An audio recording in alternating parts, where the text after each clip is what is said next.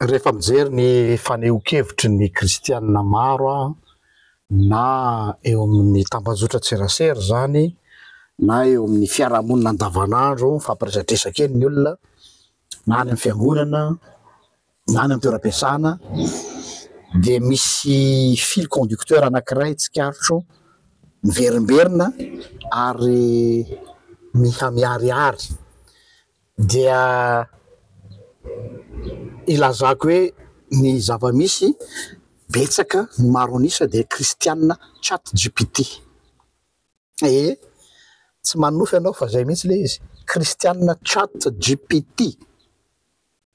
Dina indray zany ozy ianao fantatritsika tsara ny chat GPT amin'izao fotoana izao zay manahirana amin'ny monde akademika satria be dia be ny ankizy manao plagiat tsy mikaroka intsony izy fa tonga dia avy hatrany dia rehefa hanao devoir na sasany ara manao ny thèse-ny dia raha mpampianatra nofanofa na varimbarina dia amidiny ankizy amin'ny chat GPT.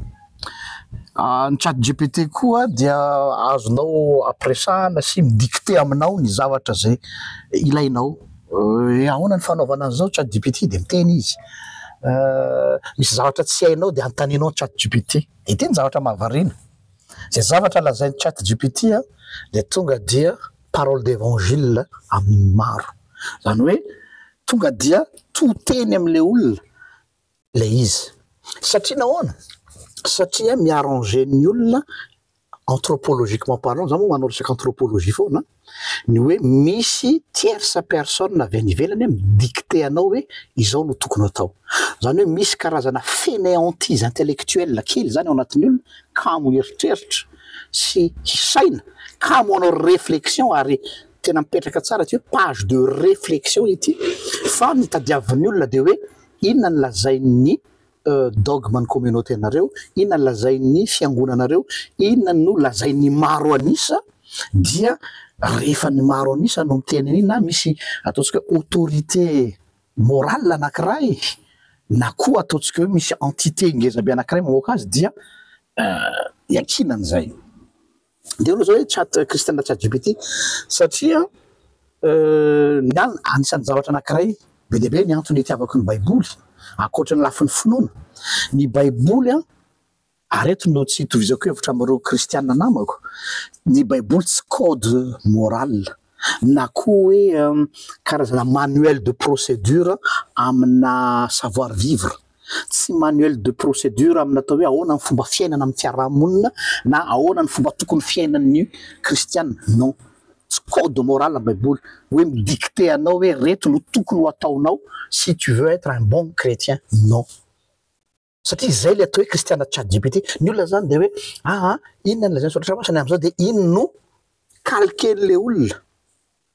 Fa ny soratra masina amiko dia mifaçonner ny réflexion ako fa tsy midikte ny action ako. Averiko mifaçonner ny réflexion ako fa tsy midikte ny action ako.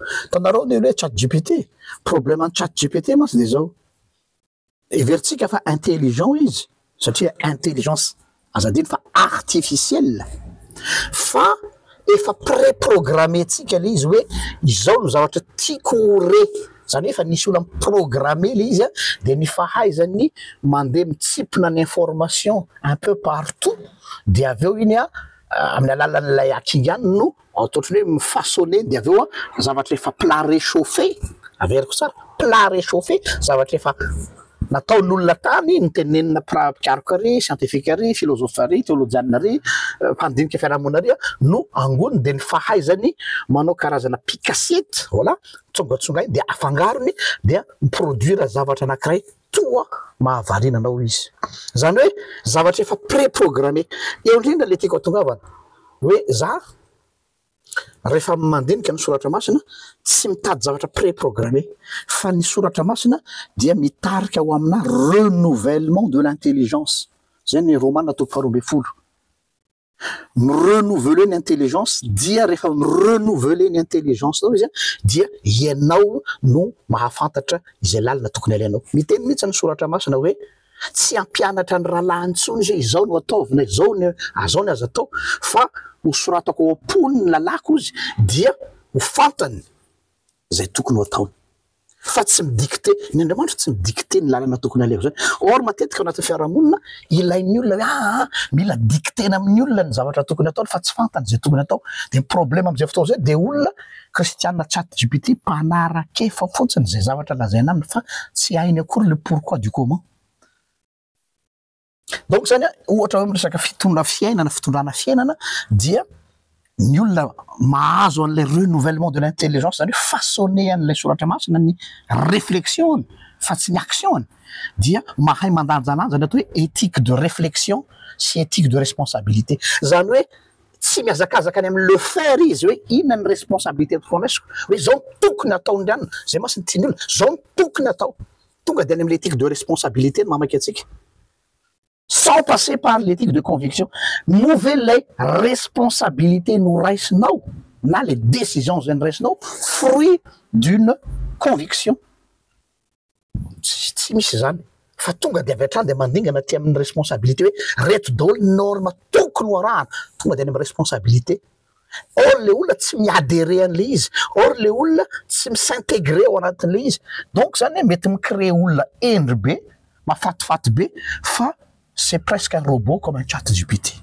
Il ne fait que redire ce qu'on lui a préprogrammé.